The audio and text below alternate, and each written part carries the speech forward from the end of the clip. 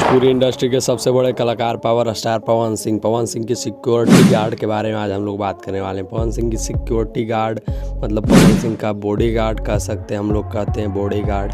हाँ, तो इनका मतलब जो होता है 3 तरह का इनका बॉडी गार्ड होता है। पहला, फिल्म की शूटिंग की जगह अलग बॉडी गार्ड, या किसी के स्टेज शो में जाते हैं उस समय का अलग बॉडी गार्ड, और फिर मान लीजिए कहीं घूमने के लिए गए या कुछ, तो उस समय इनका अलग बॉडी गार्ड होता है। तो इनका 3 तरह का बॉडी गार्ड होता है। तो पहले हम जो स्टेज पर किस तरह का बॉडी गार्ड होता है इनका, उसके बारे में हम लोग बात करेंगे।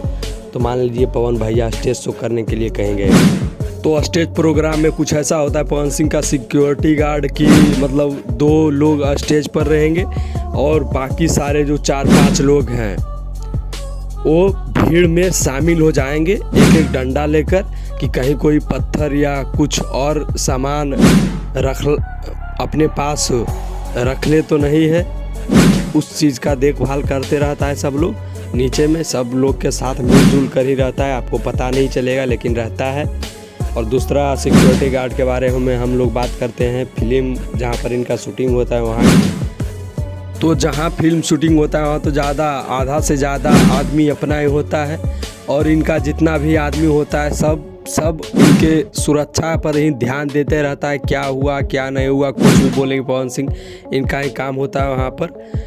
तो इनका ऐसा होता है कुछ फिल्म के शूटिंग के दौरान कि इनका सभी तो अपना आदमी होता है, तो कोई खतरा नहीं होता है। किसी जगह पर जाते हैं तो फिर अच्छा रहता है।